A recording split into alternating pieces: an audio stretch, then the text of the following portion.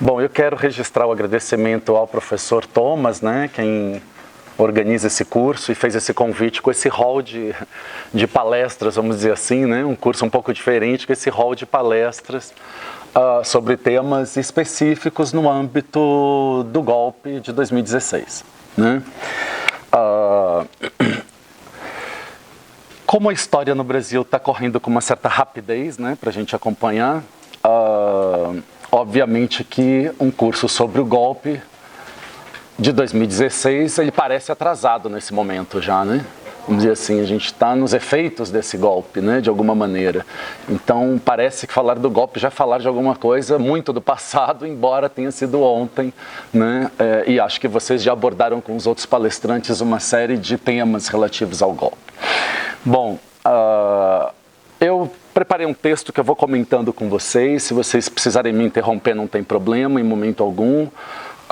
A minha tese, vamos dizer assim, apresentar para vocês, tem a ver com o título que eu dei a essa fala, que se chama Direitos e Pautas LGBT na Disputa Política entre Pacto e Golpes. Com isso, eu quero dizer que eu vou retomar um pouco antes do golpe de 2016, que eu gostaria de evidenciar golpes anteriores, vamos dizer assim, pequenos golpeamentos que foram acontecendo com relação à pauta LGBT. Eu vou explicar por que eu dei esse nome pauta, que é para ficar nítido para vocês o universo que a gente está falando, que a gente não está falando necessariamente de direitos, né, de direitos garantidos, mas sobretudo de temas e algumas ações governamentais, e como é que isso foi se derretendo durante os anos 2000, sobretudo de 2008 para frente, né, que culmina em 2016 com o golpe e com a emergência de uma ofensiva conservadora e reacionária. Vou pôr aqui, tem problema em cima da mesa? Com a emergência de uma ofensiva conservadora e reacionária antigênero, né, que nomeou essa ideia de ideologia de gênero, né?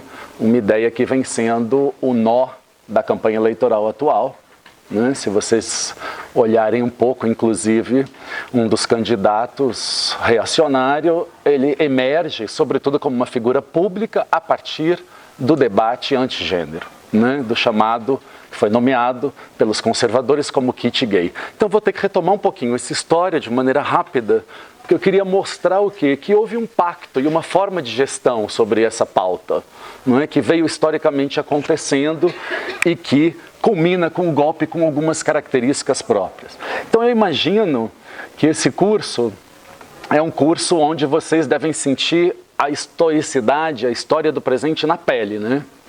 O passado, o presente e o futuro quase no próprio corpo a cada semana, dados os eventos que a gente tem vivido semanalmente, né? A gente falava no início do semestre presente de um curso sobre o golpe de 2016, pensando ele como um evento presente e um pouco passado, né? Presente, infelizmente, porque todos nós aqui vivemos em nossa própria ação e com as nossas emoções o que aconteceu em 2016, e passado porque, e esse curso é um exemplo disso, nada melhor do que compreender a própria história através de um olhar presente para um tempo pretérito, para a gente pensar o futuro, né? Então, é um curso, estou imaginando, eu não assisti às outras aulas, a não ser a primeira, mas de qualquer maneira é um curso que eu imagino que vocês estão vivendo uma certa fusão da historicidade entre presente, passado e futuro o tempo todo, né? É muito comum para os alunos escutarem essa máxima de compreender a história para não repeti-la, né? A gente fala muito isso em sala de aula com os alunos, mas essa máxima parece não se sustentar atualmente, né? Agora, de qualquer maneira, essa máxima compreender a história, ela deixa uma certa lição de que quando não se faz o tratamento de um dano do passado, normalmente esse passado volta monstruoso no presente. E para ser um pouco psicólogo aqui, a ideia de que um certo dano recalcado, não tratado por nós, na cultura, na política, ele volta e retorna de maneira bastante monstruosa. Então, ainda que essa máxima de conhecer a história para não repeti-la tenha validade para alguns de nós, para outros parece que compreender a história é exatamente repeti-la de forma piorada e monstruosa, que é o que a gente está vivendo. Então, compreender historicamente o golpe e todas as suas nuances nos ajuda a pensar e combater o próprio presente barra um futuro que está vindo por aí, desde que a gente possa tratar do dano da história recente, ou seja, desde que formos capazes de explicitar os modos de construção do golpe em todas as suas formas articulares. Se a gente falava de um golpe ontem, agora falamos de fascismo, de hoje e de um futuro próximo que a gente não tem ainda nem como nomear. Ou seja, aqui na minha hipótese, o golpe não começa em 2016, embora ele encontre em 2016 a sua institucionalidade máxima com a retirada de uma presidenta eleita, mas ele traz como efeito da sua articulação o que nós estamos a viver hoje no presente. Ou seja, eu quero dizer em outras palavras que o não tratamento pela política e pela cultura de um dano ou desaparecimento de um certo desentendimento comum ao campo da política é quando a lógica da gestão adquire uma supremacia e uma racionalidade própria no mundo da política, a lógica do pacto que elimina determinados conflitos. Essa ideia de dano que eu estou me referindo aqui é a ideia de um autor que eu vou recorrer em alguns momentos aqui com vocês, nos meus argumentos, e que poderia ajudar a buscar uma forma de compreensão do golpe como um processo, e não como um ato em si, único, mas como um processo que veio se dando, sobretudo, com as pautas LGBT. Esse autor, que se chama Jacques Rancière, mais ou menos ele vai dizer o seguinte, que o modo como as pessoas, seus tempos, as suas vozes, seus espaços estão divididas e organizadas, é que instaura um certo dano original, que dará origem à manifestação ou ao aparecimento daquelas pessoas que estão sentindo esse dano. Assim, a atividade política que emerge poderia ser a encenação desse dano, a explicitação desse dano, a explicitação dessa perda, né? Deste problema. A explicitação que desloca os corpos dos lugares que normalmente eles são designados numa certa sociedade. Ou seja, essa ideia de tratar o dano e não de esconder o dano, não de pactuar sobre ele, mas de tornar ele visível, portanto, de tornar o conflito sobre o dano visível, é exatamente o que esse autor vai chamar como sendo a política, né? O tratamento desse dano. Portanto, essa figura do dano que eu estou me referindo aqui, ela expressa o enfrentamento de duas formas de racionalidade. Uma forma onde os sujeitos são vistos como falantes e tendo direitos, e a outra que os sujeitos são silenciados e sem direito, portanto são invisíveis, né? A política, desse ponto de vista, ela poderia ser definida por esse autor como sendo um desdobramento argumentativo em função deste dano. Ou seja, a explicitação desses sujeitos que se sentem sem direito, que não são contados no campo da política, nas atividades políticas, que agrupam-se de alguma maneira para explicitar a sua problemática, né? Ora, de alguma maneira, a gente pode perceber que essa história do presente ocupa quase todo o nosso corpo atualmente, né? Em menos de um semestre, um curso sobre o golpe de 2016 já poderia ter outro título, Prenúncios de um Fascismo para 2018. Desse ponto de vista, poderíamos dizer então que essa ideia de um fascismo vem sendo gestado por formas de governo e tem várias faces. Eu aqui me interesso por uma face especificamente que eu acompanhei durante esses anos, os últimos 20 anos, de maneira presencial intensamente, que é a lógica histórica de produção de uma face desse discurso fascismo que busca eliminar o outro, como uma forma de gestão, que ao não se colocar frente ao tratamento, portanto, deste dano, dessa problemática, aprofunda-se com uma ideia de uma racionalidade de gestão que busca o tempo todo eliminar o conflito e pôr embaixo do tapete o conflito a que o dano revela. A face que me interessa aqui e que eu poderia dedicar alguma alusão é exatamente essa face do discurso autoritário e conservador hoje que denuncia que as pautas LGBT são, entre aspas, ideologia de gênero. O que eu proponho aqui para a gente pensar, de maneira bastante simples, é evidenciar como as pautas LGBT elas foram virando um motor de mobilização de um fascismo urgente, de tal forma que viramos, mais uma vez, um resto contaminador que precisa ser apagado da história do presente. Os discursos estão aí disponíveis, não é, para quem quiser e para quem tiver ouvido e critério de escuta para se dar conta. Quando eu me refiro a ser apagado, não estou aqui usando metáfora alguma. Apagado é eliminado da história, é vetado da história, é retirado da cena, é impedido da existência, pois essa existência parece denunciar muitos pontos da própria forma de governo que eu estou aqui chamando da gestão do conflito. O que eu vou tentar evidenciar aqui para vocês, portanto, é como o golpe é um processo de gestão aparentemente democrático e que o fascismo é sim uma racionalidade política. Portanto, não há no fascismo nada de irracional.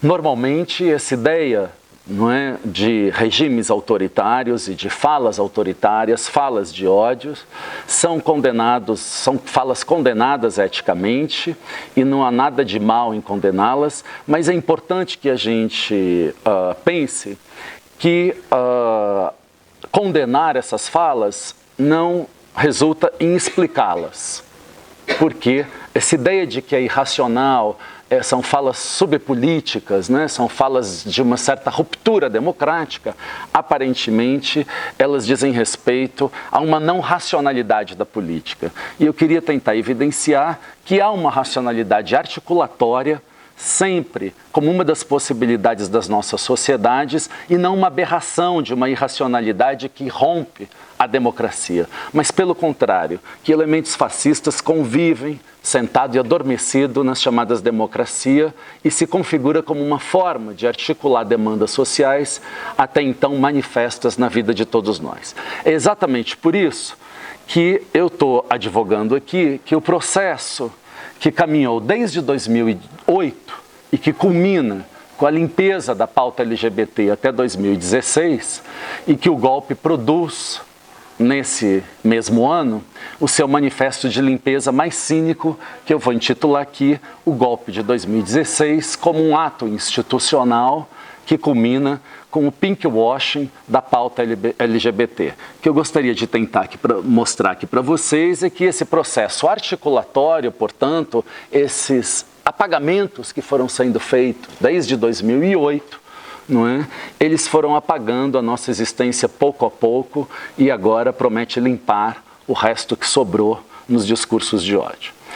Uma boa parte desse fascismo do presente, e eu não vou tentar aqui explicar, porque não teria competência para tal, tudo que envolve, não é, o discurso autoritário e fascista atual, mas uma parte dele vem sendo mobilizado pelo que se conhece atualmente como sendo a ofensiva reacionária antigênero transnacional, ou a chamada luta contra, aspas, ideologia de gênero. Essa ofensiva tem fundo religioso, ela tem caráter religioso, mas não só. Ela se funda no seio do Vaticano, na luta contra o avanço dos direitos feministas, sobretudo com a participação da ONU, e adquire uma face transnacional que em cada local se articula com forças reacionárias e conservadoras violentas ou não próprias, de várias religiões, inclusive com articulações com o próprio mundo acadêmico. Aqui, por exemplo, na UFMG, nós temos representantes dessa ofensiva reacionária antigênero em vários departamentos que falam em nome da ciência para tentar convencer e mobilizar que gênero não é um campo científico, mas que gênero seria uma ideologia. Na verdade, essa ofensiva ela se caracteriza como uma ofensiva anti-LGBT e anti-aborto, principalmente no Brasil. Mas eu volto a ela um pouquinho mais tarde. No entanto, por agora, eu só queria prenunciar que essa ofensiva está articulada por dentro dos governos tem muitos anos. E que no Brasil ela se articula com braços do catolicismo, como as renovações carismáticas, com as pernas dos novos pentecostalismo, tanto no legislativo, no executivo e no judiciário, em níveis da federação, tanto governos federais como estaduais e municipais em muitas cidades. Vocês devem ter visto, há pelo menos 3 anos atrás, toda a discussão nas cidades com relação a vereadores tentando impedir que a discussão de gênero aparecesse, não é, nas resoluções ou nas legislações locais sobre educação. Vocês devem ter visto esse movimento acontecer no Brasil, em muitos municípios, embora eles tenham sido propostas inconstitucionais, em alguns lugares essa pressão, inclusive de denúncia sobre professores, não é, que trabalham conteúdo de gênero e sexualidade nas escolas, foi bastante forte no Brasil. Então esse movimento, vamos dizer assim, esse contramovimento, ele se caracterizou localmente com pernas e braços, não é, em diferentes religiões. Ele atravessa legislativo, executivo e judiciário e mundo acadêmico. Portanto, a gente poderia dizer que essa articulação foi dada um jeito bastante próprio para como as pautas LGBT elas seriam golpeadas mesmo antes do golpe de 2016. Esse golpeamento próprio, ele vem acontecendo desde 2018 e eu vou nomear esses pequenos golpeamentos aqui como sendo pacto de gestão. Por isso eu dei esse título da minha fala, obviamente, né, pensando que as pautas LGBT, que não são direitos, eu pus direitos / pauta exatamente por isso, porque não são direitos garantidos, mas poucas pautas LGBT que aconteceram no governo federal, sobretudo a partir de 2004, no primeiro governo Lula, foram enfrentando esses pequenos golpeamentos, dada essa articulação dessa ofensiva reacionária e conservadora por dentro de vários níveis, não é, da estrutura institucional brasileira, e que é isso que eu estou nomeando como sendo um pacto de gestão que evitou enfrentar ou articular a explicitação de um conflito político que precisaria ser tratado por nós, na cultura, na política, na educação e etc. Ou seja, para as pautas LGBT são destinadas formas de gestão pactuadas. Se vocês repararem, as poucas iniciativas pró-LGBT que aconteceram no Brasil, elas acontecem a partir da ideia de pactos.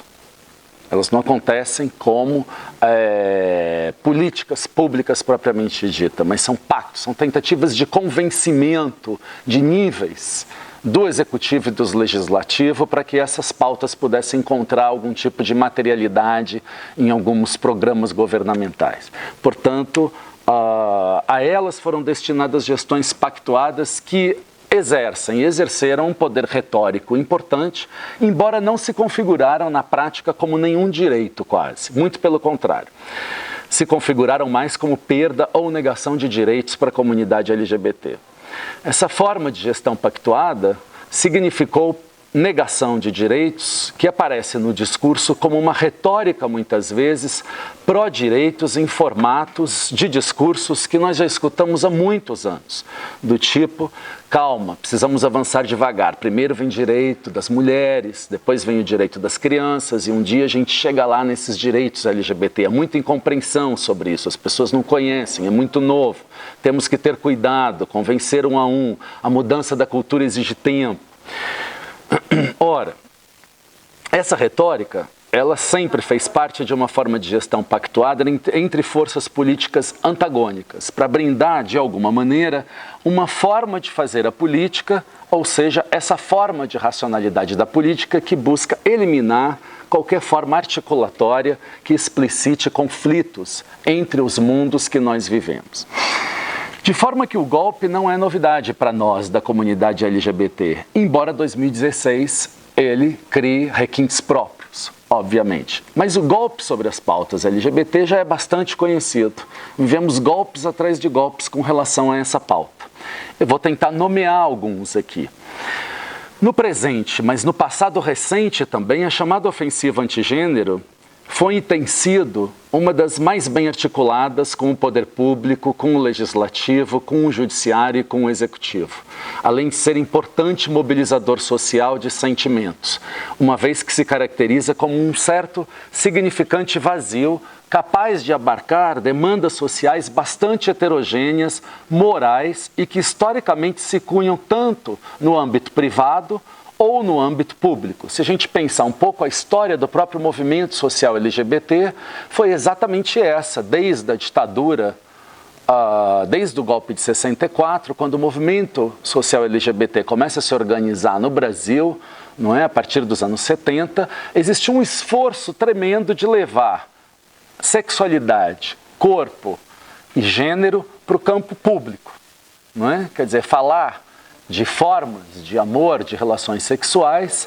não como sendo do âmbito privado, mas falar isso como sendo do âmbito público. Por isso, a ideia que a gente conhece, talvez um pouco mais contemporânea, das paradas LGBT, né? O que é a parada LGBT? É um esforço de colocar no mundo público temas que até então são circunscritos, do ponto de vista histórico, no mundo privado, né? Então tem esse esforço tremendo de trazer para o campo da política experiências corpóreas, sexuais, afetivas, que até então estão relegadas para o campo do privado. Então essa ofensiva antigênero ela passou a ser um certo ingrediente mobilizador transversal a classes sociais, a raça e a status no Brasil ou qualquer outro marcador social de qualquer ordem. Você escuta as pessoas falarem contra essa ideia de ideologia de gênero em várias classes sociais. Só vocês pegarem como pais e mães de escolas públicas, privadas no Brasil se referem o tempo todo a esse perigo da chamada, entre aspas, ideologia de gênero. Portanto, esse mobilizador ele foi bastante transversal no Brasil e ele serviu como um mobilizador político reacionário e conservador de grande força. Ou seja, é como se todos juntos pudessem lutar agora contra o mal que essa ideia de que gênero é uma ideologia que inculca as pessoas e que não existe mais homem e mulher. Uma vez que gênero é algo bastante fácil de compreensão e muito difícil de explicação. Se a gente perguntar para as pessoas o que é gênero, elas vão falar é homem ou mulher, ou masculino ou feminino. Quando a gente pede para as pessoas explicarem, gênero obviamente que exige, não é? Muito mais. Quer dizer, todos nós nos relacionamos com gênero, mas não refletimos necessariamente sobre isso. Explicamos pouco, né? Ninguém explica o tempo todo o que é ser mulher, o que é ser homem, por que X comportamento e etc. Então, exatamente por isso a ideia da transexualidade ela é bastante, vamos dizer, ela embaralha o nosso pensamento, né? Porque a gente não tem, vamos dizer assim, uma gramática para explicar. Embora seja muito fácil entender quando fala gênero, todo mundo pensa homem, mulher, masculino e feminino. Portanto, o que essa ofensiva significou, essa ofensiva reacionária antigênero, foi transformar essa ideia, não é, em uma ideologia, o que parece bastante eficaz para nos mobilizar uns contra os outros, e isso é o centro da campanha eleitoral, não só desta, para a presidência da República, como a gente está vendo, né? Nunca a ideia do kit gay foi tão disputada, né? Afinal de contas, entregou o kit gay, não entregou o kit gay, todo mundo quer saber o que tinha no kit, quer dizer, nunca isso foi tão falado, mas isso vem de longa data. Se vocês lembrarem das campanhas presidenciais anteriores, não é? Vocês vão lembrar que os temas de gênero e sexualidade tiveram no centro dos segundos turnos, né? Se vocês lembrarem, Dilma e Aécio, teve no centro a discussão de gênero e sexualidade. Ou seja, essa ofensiva que está no legislativo, no judiciário, no executivo, ela se esparrama por dentro de todos os governos, né? Essa ofensiva antigênero. Ora, essa ideia de nomear os estudos de gênero, ou os debates de gênero, as reflexões de gênero, que são exatamente aquelas que a gente não faz muito, né? Que a gente não pensa sobre gênero muito, essa ideia de nomear o pensamento sobre gênero como sendo uma ideologia é exatamente a ideia de tirar qualquer problematização e qualquer polêmica, não é? Se vocês olharem para o campo de estudos de gênero no mundo e no Brasil, há muita polêmica e muita problematização nesse campo. Não é? Não há consenso. Se a gente conversar com os biólogos, eles vão falar que sexualidade é XX, XY. Se a gente falar com psicólogos, vão falar que é identificação. Se a gente falar com sociólogos, vão falar que são papéis sociais. Ou seja, há um campo efervescente de discussões polêmicas e de problematizações. A ideia de chamar isso de ideologia, não é? É exatamente para retirar qualquer problematização e qualquer polêmica desse campo e cravar aí uma noção estritamente biológica, que é essa noção que essa semana o governo Trump revelou num apagamento dos direitos das pessoas transexuais nos Estados Unidos, e eles nomearam uma definição para gênero, para acabar com a polêmica, não é? Para falar, olha, gênero é isso, e se não for isso, quem não se encaixa aí não tem direito. Como que eles nomearam? Eles nomearam gênero e sexualidade como sendo status de uma pessoa masculina ou feminina baseada em traços imutáveis, biológicos, identificados no nascimento ou antes do nascimento. Ou seja, uma redução completa de um campo polêmico e efervescente de estudos que está reduzido a uma ideia de características biológicas imutáveis, diz a definição do Sr. Trump, identificáveis pelo nascimento ou antes do nascimento. Ou seja, essa noção de cravar a ideia de gênero, o campo de gênero e sexualidade como uma ideologia de gênero é exatamente para escapar de qualquer reflexão, debate, controvérsias que existem no próprio campo, né? Ou seja, o que eu estou querendo, nesse momento, mostrar para vocês que não é à toa que essa ofensiva reacionária criou esse nome, ideologia de gênero, não é? Como se isso fosse exatamente um campo homogêneo, não é? Que tenta inculcar na cabeça das pessoas que não existe características biológicas definidoras do que é homem e do que é mulher. O que o Sr. Trump fez para pagar a controvérsia? Criou lá uma definição que, obviamente, é uma definição que elimina todas as pessoas transexuais de qualquer direito nos Estados Unidos. Vocês estão acompanhando, está acontecendo uma campanha das pessoas transamericanas que se chama Eu Não Vou Ser Apagado, não é? Exatamente porque na política de saúde hoje tem uma definição, não é, sendo pautada pelo governo Trump, que elimina as pessoas trans de qualquer direito a cuidado à saúde, porque elas não se encaixam, obviamente, nesta definição de características imutáveis biológicas, seja no nascimento ou antes do nascimento. Então, a minha fala aqui para vocês versa sobre direitos/pautas LGBT, mas não só sobre o golpe de 2016, embora sobre ele também. Mas a minha hipótese aqui é que direitos, pautas LGBT, vêm sendo pactuados no Brasil como uma moeda de troca nessa gestão de conflitos políticos há muito tempo e uma gestão que não podem aparecer. Ou seja, é uma gestão que tenta não revelar o conflito, ela tenta escamotear esse conflito, não é? Portanto, ela é sobre o golpe, mas ela também é sobre antes do golpe, de alguma maneira. Ou seja, o golpe nesse sentido, para mim, foi uma ruptura e uma continuidade ao mesmo tempo de uma forma de gestão anterior, com algum requinte de conservadorismo, embora mantenha alguma continuidade também com outros golpes ou com essa pactuação da gestão sobre a pauta LGBT anterior. O que eu quero aqui defender é que o golpe foi anterior para nós, LGBT, e o golpe de 2016 institucionalizou aquilo que anteriormente tinha sido produzido, embora de forma inovadora. O golpe agora produz uma certa ruptura continuista. Ele continua, mas ele também rompe, com um certo requinte próprio, que é o que eu estou chamando aqui de um pink washing. Eu vou explicar para vocês o que é isso. Eu não quero com isso fazer alguma crítica à chamada, muitas aspas, esquerda no Brasil ou governos do PT no âmbito federal, porque não me cabe. Pelo contrário, eu estou indo panfletar nessa última semana a favor do Haddad, aonde for. Aliás, quem quiser, quinta-feira, a gente vai panfletar em bares e boates gays à noite, porque, por incrível que pareça, há uma população LGBT que vota no Bolsonaro. Portanto, a gente precisa levar essa discussão também, não é, em lugares onde as pessoas estão.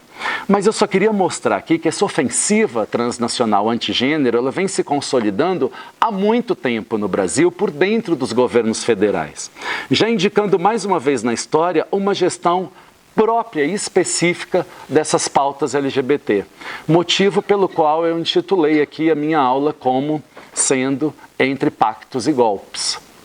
Eu vou explicar um pouco melhor isso.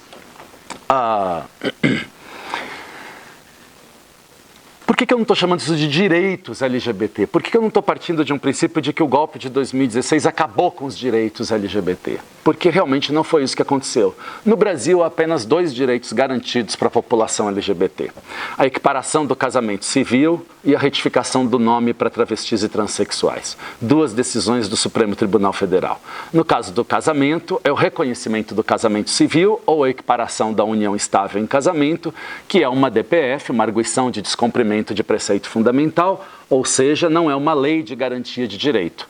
Inclusive, como a DPF, ela pode, e eu não duvido que isso aconteça no futuro próximo, ser barrada por uma lei que venha a ser aprovada e que cancele a própria DPF. E o outro direito, que é a retificação de nome para travestis e transexuais, sem necessidade de cirurgia, vocês devem ter acompanhado, porque foi agora, há pouco tempo, sem necessidade de cirurgia e colocando a retificação de nome como um ato cartorial, tirando da justiça e colocando nos cartórios, que se caracteriza como uma ADI, uma ação direta de inconstitucionalidade. Portanto, direitos relativamente garantidos são esses 2. O resto, para mim, são pautas, temas.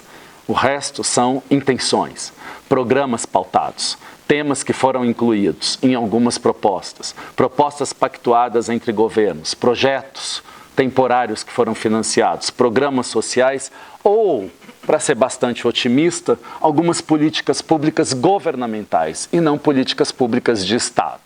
Portanto, se trata aí de que essas pautas LGBT, elas sempre estiveram muito mais no âmbito de uma certa vontade política do que propriamente no reconhecimento de negação ou de violação dos direitos dessa população. Exatamente por isso que eu estou usando a ideia de que são temas. E que esses temas foram sendo apagados. Eles não foram direitos que foram perdidos, porque eles não existiram como direitos.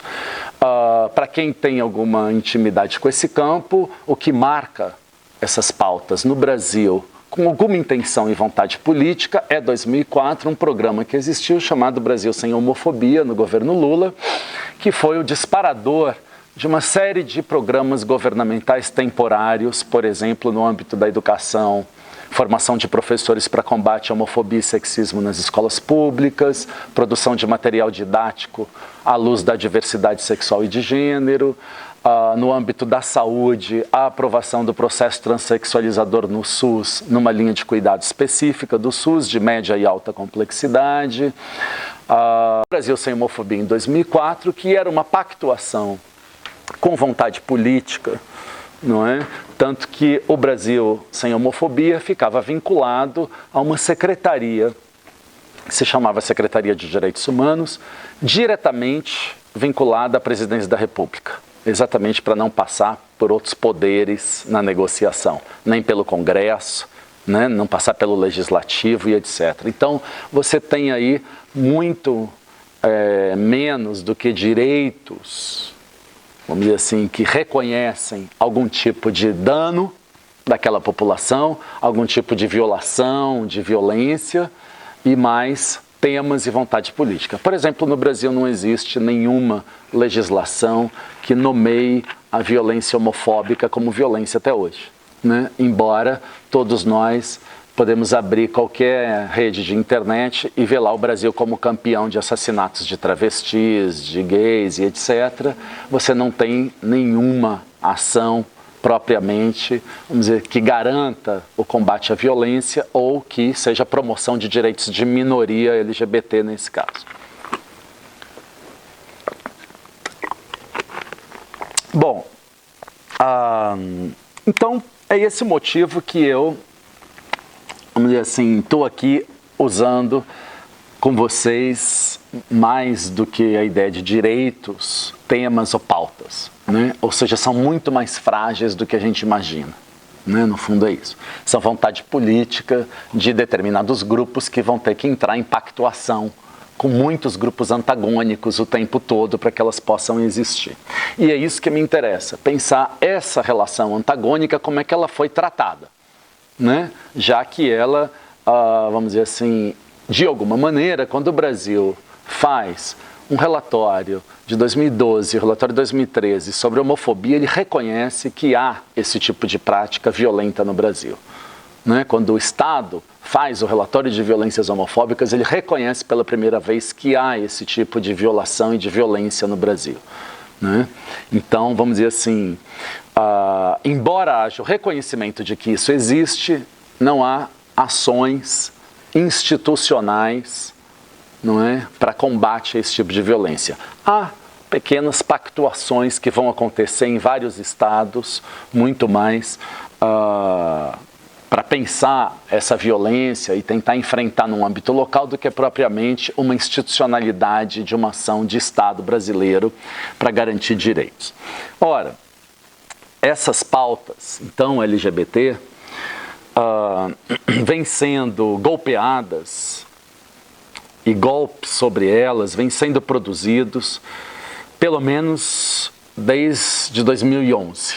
Mas um primeiro golpe vai acontecer em 2008, que vai ser ainda no governo Lula, quando, por força de um movimento religioso antigênero, vai acontecer a assinatura em Roma, no Vaticano, da Concordata com o Brasil, que selou um acordo Brasil e Vaticano sobre o ensino religioso nas escolas públicas. Isso é um disparador importante em 2008 sobre uma forma de gestão sobre a pauta LGBT, porque, obviamente, há um antagonismo frontal entre as pautas LGBT e as religiões no Brasil.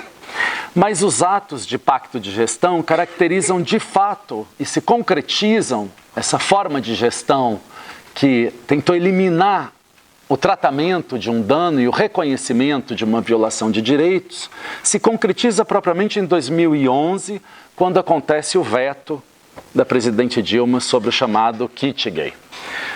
Não sei até onde vocês sabem o que é esse nome kit gay. Né? Isso não era um kit gay. Né? Isso existe até hoje, foram investidos 3 milhões de reais na produção de um material didático sobre gênero e diversidade sexual. Inclusive, ele é um material considerado pelas pessoas que trabalham com esses temas, não é, de produção de material didático, um material didático ruim. Ele não é um material didático, vamos dizer assim, muito bom. É um pacote de vídeos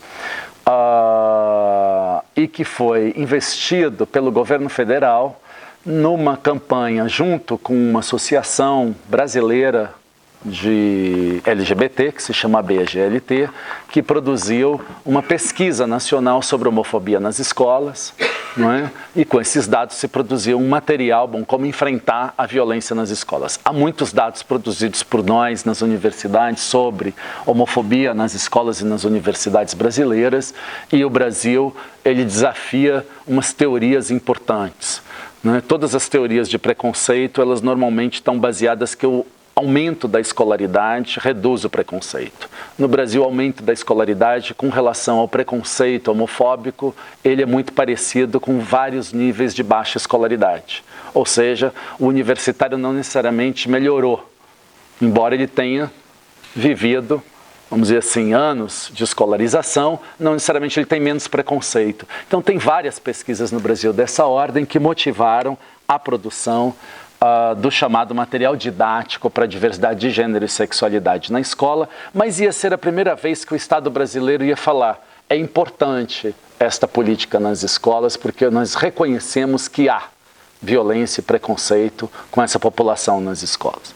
Mas ele foi vetado, ou seja, ali já foi uma forma de gestão pactuada desta pauta LGBT com forças bastante conservadoras. Ou seja, naquele momento o governo preferiu vetar ao talvez explicar para a sociedade brasileira o que era de fato esse material. Tanto que ele ficou conhecido como kit gay. Quem deu o nome de kit gay? Quem? Nosso inominável que é candidato a presidente da República, né? Então, Quando que o Bolsonaro aparece como um deputado com popularização? Quando ele nomeia esse material de kit gay, não é? Vocês devem lembrar disso, que em 2011 aparece essa campanha bolsonarista contra esse material, que era, na verdade, um material didático produzido com 3 milhões de reais para as escolas para o enfrentamento da violência. Inclusive violência contra a mulher, violência contra a população LGBT. Ou seja, naquele momento, aparentemente a forma de gestão foi, ao invés de explicar o que era o material, sua importância, seus efeitos e a sua forma de implementação de uma política de igualdade, já que a escola brasileira pública ela está baseada numa ideia de política da igualdade ou da equidade entre todos nós, preferiu-se não radicalizar e não articular o seu projeto, em troca, pactuar uma forma de gestão do conflito político já transbordado com a força da ofensiva antigênero.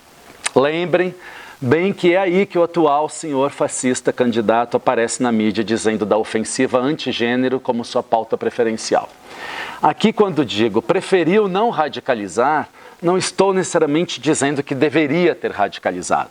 Mas como vários autores já tornaram evidente na análise de conflitos políticos, quando se tem elementos dispersos, heterogêneos da política emergindo, com demandas sociais, forças articulatórias tendem a transformar essa demanda heterogênea em um projeto de poder. E foi isso que aconteceu, né? Se transformou um material para enfrentar desigualdades entre nós na escola, que é princípio e pauta da escola pública brasileira, em um nome chamado kit gay, né, contra, vamos dizer assim, a proposta conservadora de grupos religiosos que nomearam isso como sendo a propagação da ideologia de gênero nas escolas. E isso, de 2011 até 2018, está na pauta, né? Vocês estão vendo aí o quanto que o kit gay vem sendo explorado. Ou seja, se não se articulam demandas heterogêneas, elas serão de alguma forma articuladas por outros projetos de poder. Se a gente não explica essas demandas e não torna o conflito evidente e não fala dessa desigualdade, obviamente que as formas de nomear vão articular outros projetos de poder. O que eu estou aqui tentando evidenciar é que há um momento em que a forma de gestão pactuada precisa se transformar numa política articulatória. E isso não aconteceu, sobretudo porque quem articulou essas demandas foi exatamente um movimento ultraconservador que transformou essa ideia num projeto político antigênero no Brasil. Esse discurso antigênero tem uma força e uma capacidade mobilizatória fortíssima, né? Ele permitiu articular vários elementos que estão no gênero é uma ideologia que precisa ser combatida por todos nós. Mas logo em seguida aconteceram outros eventos que vão mostrando como que esse pacto foi se dando, que culmina em 2016 com o golpe. Ou seja, outros eventos que revelariam essa gestão pactuada do conflito, que é, por exemplo, em 2012, quando acontece um outro veto importante da campanha em vídeo sobre a prevenção de DSTs para o Carnaval. Não sei se alguém lembra dessa campanha, que foi vetada imediatamente. Ela entrou para o site do Ministério da Saúde num dia, acho que é no dia 3 de fevereiro, se eu não me engano, e foi retirada no dia seguinte já. Foi vetada imediatamente. O que tinha nessa campanha? É uma campanha para a prevenção de DSTs, né, de doença sexualmente transmissível, entre elas a AIDS. No Carnaval, o Brasil tem uma política de AIDS antiga, né, que data da virada dos anos 90 para os anos 2000, que já foi considerada a melhor resposta da AIDS que o mundo já deu, foi a resposta brasileira, e o Carnaval é um momento importante, não é, de divulgação de medidas preventivas. Então o Brasil propaga uma série de informações nesta época. Em 2012 foram feitos esses vídeos, 2 ou 3 desses vídeos seriam lançados na campanha, foram postados no site do Ministério da Saúde e no dia seguinte foram vetados pelo próprio ministro Padilha, na época, como mais uma forma de uma gestão e de pacto desse conflito político, né? Então, mais uma vez, vamos dizer, aquilo que poderia aparecer, talvez, para trazer à tona não é? Uma forma da gente ter que lidar com esse conflito, com essa ofensiva reacionária, assim, encapsulamos o problema mais uma vez. Dessa forma, ainda encontraria em 2013 mais uma forma de gestão, quando se deu a obrigatoriedade por parte do Ministério da Educação de apagar todas as referências à diversidade sexual e de gênero dos seus principais documentos, ações ou diretrizes que regiam os marcos regulatórios da ação da política do Ministério da Educação. Eu não sei se vocês vão lembrar aqui, mas a expressão diversidade sexual e de gênero se transformou oficialmente em uma expressão maldita, e ela foi, em 2013, substituída pela ideia de diversidade. Uma das ações, que se chamava Escola Sem Homofobia, passa então a ser chamada Gênero e Diversidade na Escola, e que será um dos primeiros projetos a encontrar o seu esvaziamento financeiro, que se inicia em 2014, com a eleição de 2014, e que vai culminar no seu apagamento em 2016. Esses procedimentos de pacto, portanto, que evitaram expor o conflito político com a ofensiva antigênero, já incorporada e bem incorporada no Congresso Nacional, e vale lembrar que os pesquisadores já mostraram que desde a Constituinte em 88, se inicia fortemente a eleição de bancadas religiosas no âmbito do Congresso Nacional. Assim, seguem sendo gestados o apagamento dessas pautas LGBT em 2013, em 2014, quando o governo declara a retirada dos termos gênero e diversidade sexual do Plano Nacional de Educação. O MEC, entre 2014 e 2015, apresenta duas versões do Banco Nacional Curricular Comum, do BNCC, considerando o ensino religioso, agora como componente das ciências humanas, motivado já por um pacto e um acordo feito com a FONAPER, que se chama o Fórum Nacional Permanente para o Ensino Religioso no Brasil. Ou seja, o Plano Nacional de Educação vai aparecer como um efeito da gestão pactuada, que vai revelando pouco a pouco, desde 2008, 2011, 2012, 2014, esses pequenos golpes que vinham sendo gestados já em cima da pauta LGBT, até então posta, de alguma maneira, no governo. Bom, é óbvio que essa forma de gestão pactuada esconde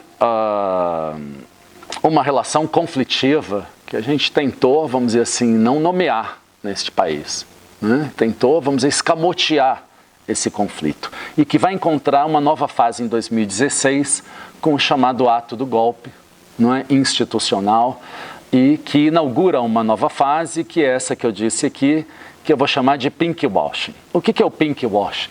O pinkwashing é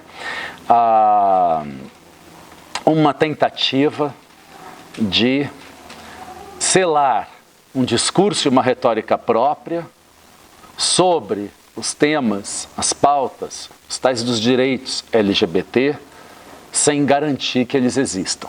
O que isso significa? Ou seja, o golpe de 2016, ele precisava selar um discurso e uma retórica própria, mas ele não precisou fazer muito esforço para apagar as pautas LGBT, porque elas vinham sendo apagadas já por essa ofensiva antigênero por dentro de todas essas esferas institucionais. O que o golpe faz? O golpe, por exemplo, mantém a coordenadoria LGBT nacional, vinculada agora à nova Secretaria Golpista dos Direitos Humanos, que nomeou a doutora Flávia Piovesan como sua secretária, que agora está na OEA. Se mantém, portanto, uma coordenadoria nacional, se mantém um Conselho Nacional LGBT em Brasília, mas essa pauta está completamente apagada e exilada agora.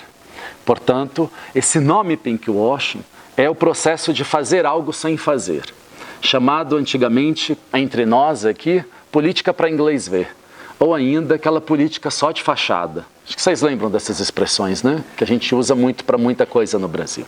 O pinkwashing faz referência ao whitewash, que significa o cal em inglês.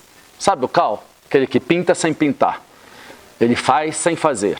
Ele parece ser alguma coisa, mas ele não é nada. Ele não pinta, na verdade, a parede. Denominou-se primeiramente pinkwashing o processo pelo qual empresas, grandes empresas, usavam ícones gays, por exemplo, mas sem garantir nenhum direito. Usavam para lucrar os ícones, mas não faziam nada pelos direitos LGBT. E mais tarde iniciou-se um uso desse termo, pinkwashing, para evidenciar processos de gestão de governos que fazem sem fazer. Na metáfora, pintam sem pintar, de maneira a utilizar alguma retórica, cargos, pactos que não produzem efeito prático na vida da população, mas que pareçam produzir alguma coisa. Aquilo que no Brasil conhecemos como, o que eles fazem? Uma ação de fachada. É para inglês ver isso. O golpe lacrou em 2016 essa política de fachada. Mas antes ela foi bem semeada, como vimos, 2008, 2011, 2012, 2014. Pequenos atos, não é? Que não enfrentaram o conflito com essa ofensiva antigênero e que foram constituindo uma forma pactuada de gestão da política que se revela como uma tentativa de não enfrentar este debate público e este conflito sobre os temas LGBT. Como vem se dando essa ideia de política para inglês ver desde o golpe de 2016? Com o esvaziamento de qualquer política pública onde essas pautas apareçam. Mas, ao mesmo tempo, com o funcionamento dos órgãos que se referem a essa pauta. Continua existindo o Conselho Nacional LGBT, ele faz reunião permanente, continua existindo uma Coordenadoria Nacional LGBT vinculada à Secretaria de Direitos Humanos. Ou seja, que contradição, né? Que coisa interessante, esses órgãos existem. Né? Muitos estados têm coordenadorias LGBT, muitas prefeituras têm coordenadorias LGBT, embora nenhuma ação seja feita, embora não se tenha nenhuma ação e nenhum programa necessariamente posto. Daqui para frente corremos um risco muito maior, né? Que é sair do pinkwashing para uma eliminação total das pessoas, né?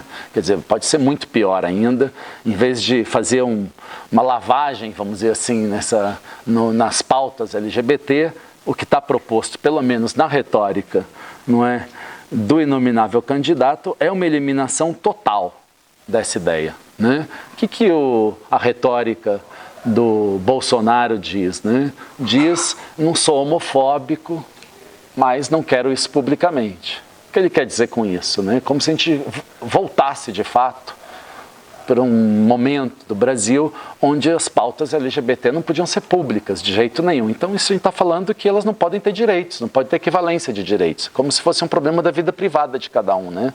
Você pode ser o que você quiser na sua casa, mas você não pode reclamar, não pode demandar do Estado nenhuma equivalência de direito, né, de pertencimento. Ora, eu estou utilizando aqui o tempo todo essa ideia de pacto, né, e de gestão com vocês, que eu estou usando quase como um sinônimo. O que eu quero dizer com isso?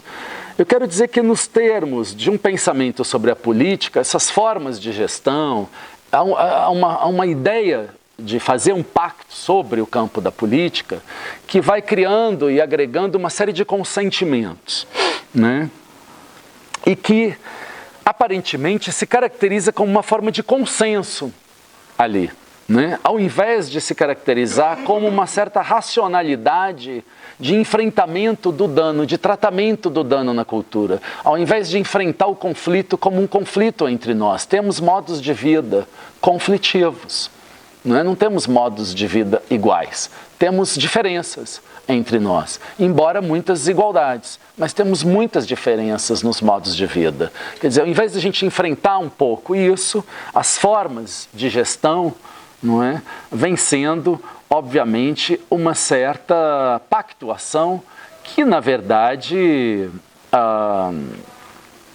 tenta não explicitar esse problema, não é? Tenta, aparentemente, temos um consenso sobre isso.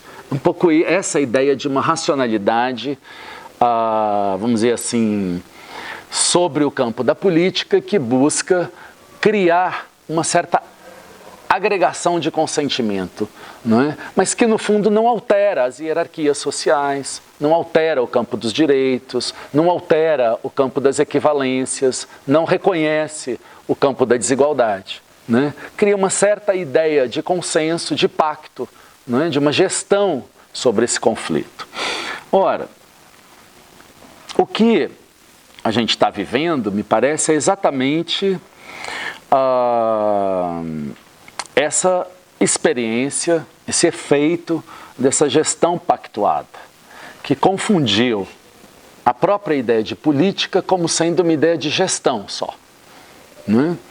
Toda vez que a política se confunde com uma ideia de gestão, como se a gestão fosse a própria política e não a explicitação desse conflito, a política perde a sua força, portanto a democracia perde a sua força. Né?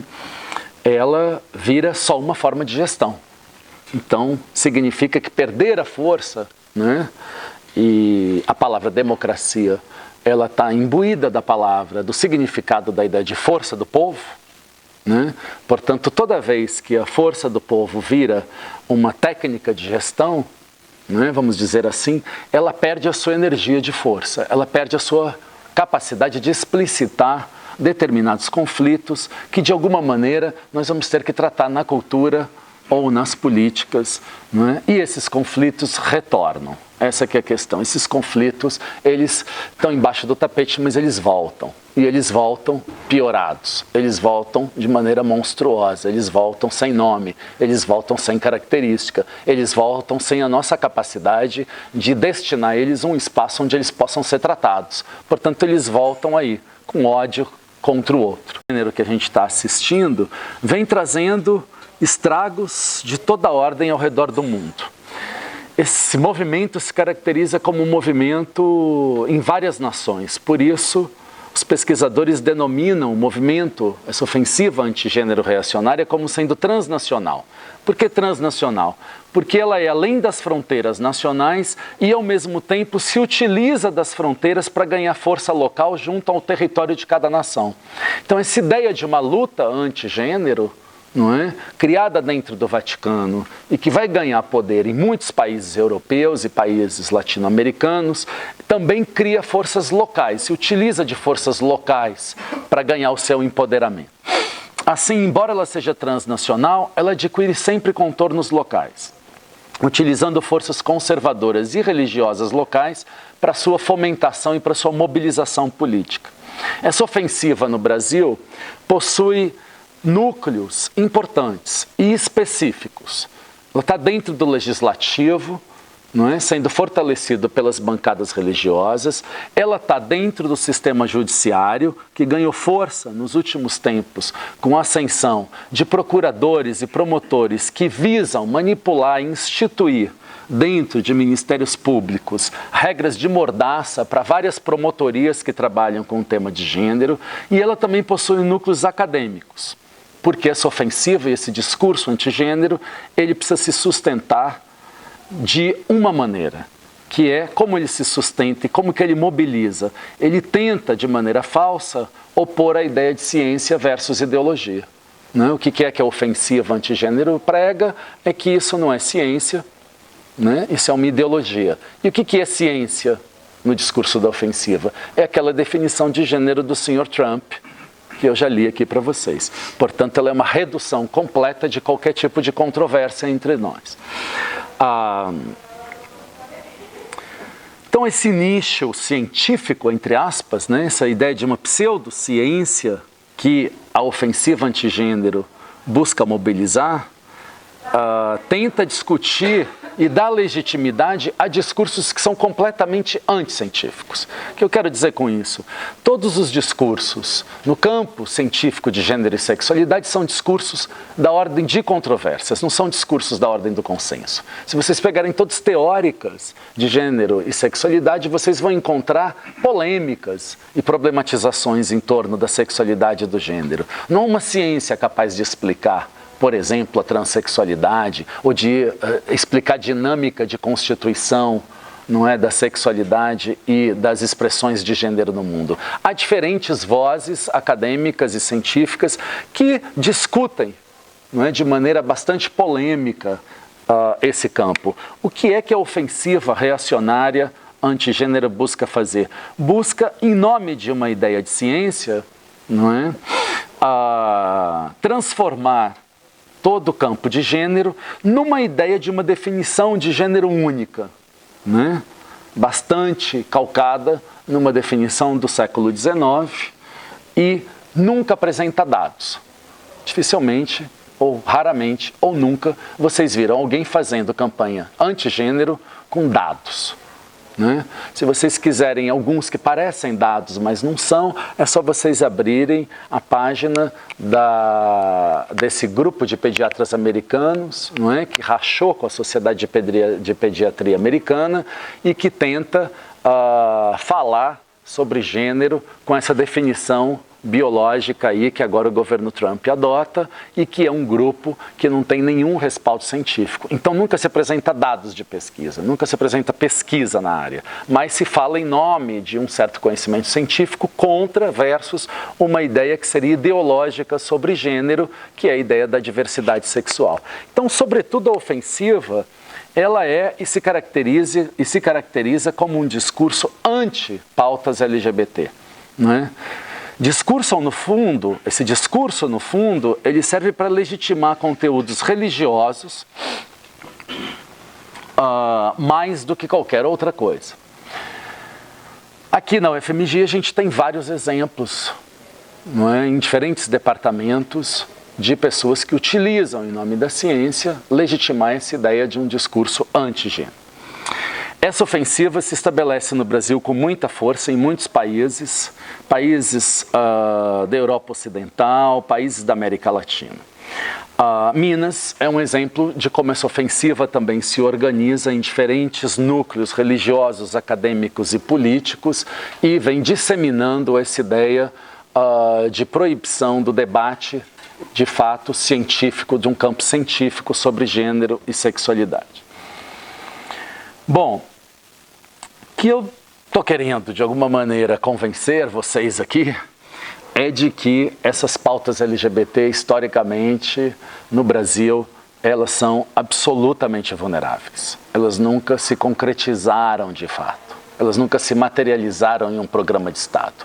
Embora a gente reconheça, todos aqui, o Brasil é o que mais mata travestis e transexuais, os crimes estão aí, todo mundo conhece alguém que foi violentado, todo mundo conhece alguém que seus direitos estão sendo violados, todo mundo conhece alguém da comunidade LGBT que sofre humilhações no âmbito das famílias, das escolas e etc. Embora tudo isso a gente reconheça, não há um programa de Estado brasileiro que defenda, que propague, que materialize direitos propriamente LGBT.